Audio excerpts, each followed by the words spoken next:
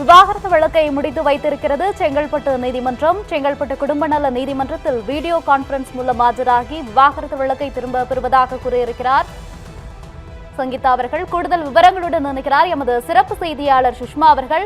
சுஷ்மா, வணக்கம். தற்போது மிகவும் எதிர்பார்ப்புகளுக்கு மத்தியில் முதலமைச்சர் விஜய் அவர்களின் விவாகரத்து வழக்கானது தொடர்ந்து நடைபெற்றிருந்தது. தற்போது விவாகரத்து வழக்கை முடித்து வைத்திருக்கிறது செங்கல்பட்டு நீதிமன்றம். இதற்காக சங்கீதாவுமே நேரில் ஆஜராகி, அதாவது வீடியோ கான்பரன்ஸ் மூலம் ஆஜராகி வழக்கை திரும்ப பெறுவதாக அறிவித்திருக்கிறார். இந்த அறிவிப்புக்கான முக்கிய காரணம் என்ன?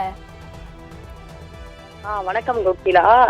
கடந்த 1 வருடங்களாக விஜய் அரசியலுக்கு வருவதை தாண்டி விஜயும் சங்கீதாவும் மீண்டும் இணைவார்களா என்ற கேள்விகள் இருந்து வந்தது.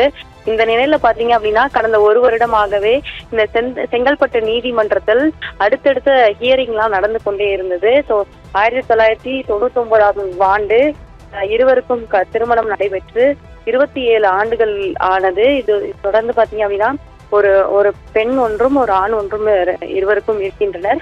இந்த நிலையில விவாகரத்து அப்படின்றது உச்சகட்டத்தை எட்டியிருந்த நிலையில கடந்த 1 வருடமாவே இந்த செங்கல்பட்டு நீதிமன்றத்துல இந்த வழக்கானது தொடரப்பட்டு வந்துட்டு இருந்தது. அடுத்தடுத்த ஹியரிங்ல காரசாரமான விவாதம் போயிட்டு இருக்கும் பொழுது கடந்த ஜூன் மாசம் லாஸ்ட் ஹியரிங் நடந்துட்டு இருக்கும் பொழுது இன்றைக்கான அந்த ஆகஸ்ட் மந்த்துக்கான ஹியரிங் நடக்கும் அப்படின்னு சொல்லும் பொழுது இதுல ஒரு நல்ல தீர்ப்பு வரும் அப்படின்ற மாதிரி எதிர்பார்க்கப்பட்டது. இன்றைக்கு காலையில இருந்தே காரசாரமான விவாதங்கள் சட்டப்பேரவையில நடந்து கொண்டிருந்த போதும் மத்தியானத்துக்கு மேல இந்த வீடியோ கான்பரன்ஸ் மூலமாக சங்கீதா மற்றும் முதல்வர் விஜயும் ஆஜராகி இது குறித்த ஒரு தீர்ப்பு வரும் என்று எதிர்பார்க்கப்பட்டு இருந்தது. அது போலவே பாத்தீங்க அப்படின்னா திருமதி சங்கீதா அவர்கள் விஜய்க்கும் சங்கீதாவுக்கும் ஏற்பட்ட அந்த விவாகரத்து தொடர்பான வழக்கை வாபஸ் பெற்றார். இது நம்ம முக்கியமா பார்க்கணும் அப்படின்னா ஏற்கனவே இந்த சிக்மா திரைப்படத்தின் அந்த இன்டர்வியூ எல்லாம் பாத்தீங்கன்னா அவருடைய மகன் ஜேசன் சஞ்சய் தனது அப்பாவை விட்டு கொடுக்காம பேசினது உச்சகட்டமாவே எட்டியிருக்கு அப்படின்னே சொல்லலாம்.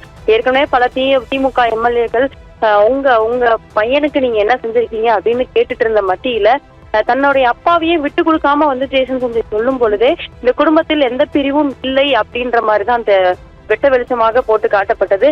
இந்த நிலையில இன்றைக்கு சங்கீதா அந்த ஏற்கனவே தொடரப்பட்ட வழக்கிலிருந்து வாபஸ் பெற்றது ஒட்டுமொத்த ரசிகர்கள் மற்றும் தொண்டர்கள் மற்றும் அவரை சார்ந்து உள்ளவர்களுக்கு உற்சாகத்தை ஏற்படுத்தி இருக்கிறது அப்படின்னே சொல்லலாம் கோகிலா. தகவல்களுக்கு நன்றி சுஷ்மா.